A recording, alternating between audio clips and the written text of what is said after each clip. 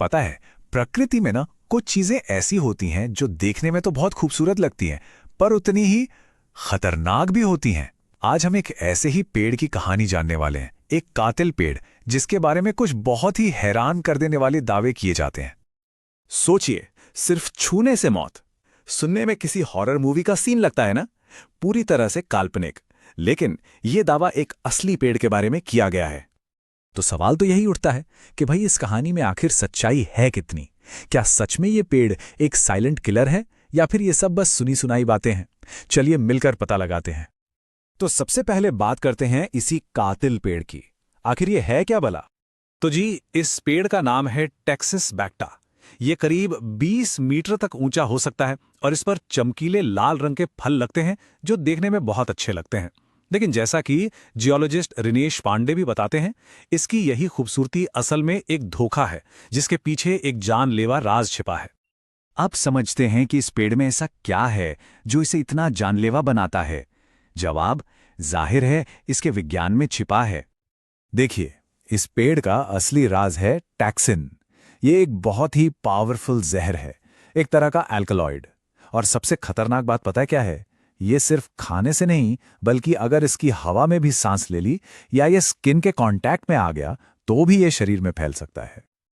अच्छा, एक बड़ी दिलचस्प बात यह है कि जहर पेड़ के किस हिस्से में है और किस में नहीं। इसकी पत्तियां, छाल, बीज सब कुछ जहरीला है। कमाल की बात तो यह है कि अगर ये सूख भी जाए तब भी महीनों तक जहरीला रहता है। लेकिन मजे की बात देखिए, इसका जो वो लाल लाल गूदेदार फल होता है ना, जिसे एरिल कहते हैं, वो जहरीला नहीं है। तो सवाल उठता है कि ये कितना जहरीला है? मतलब जान लेने के लिए कितनी पत्तियां काफी हैं? 100, 50? सिर्फ 50 ग्राम। जी हां, एक अडल्ट इंसान के लिए सिर्फ 50 ग्राम पत्तियां ही जानलेवा हो सकती हैं। और एक चीज जो इसे और भी ज्यादा डरावना बनाती है वो ये है कि टैक्सीन का पोस्टमार्टम रिपोर्ट में पता लगाना लगभग नामुमकिन है। मतलब ये जहर अपना काम करता है और फिर किसी भूत की तरह गायब हो जाता है। मौत का असली कारण हमेशा हमेशा के लिए एक राज बनकर रह सकता है। अब जाहिर है, प्रकृति का इतना खतरनाक हथियार इंसानों की नजर से कैसे बचता? लोगों ने इसे अपने सबसे खतरनाक हथियारों में से एक बना लिया। खास तौर पर अफ्रीका की कुछ जनजातियों के पास इसे हथियार बनाने का एक गजब का तरीका था। वो क्या करते थे कि अपने भाले या तीर को सीधा पेड़ के तने में घुसा देते थे और उसे 24 घंटे के लिए वहीं छोड़ देते थे।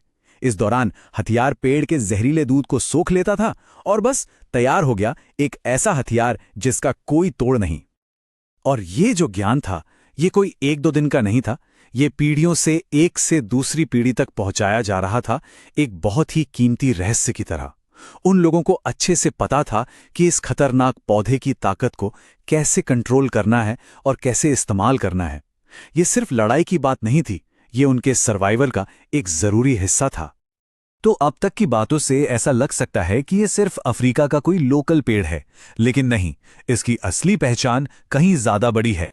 देखिए, इसका जो कॉमन नाम है वो है इंग्लिश यू या यूरोपियन यू।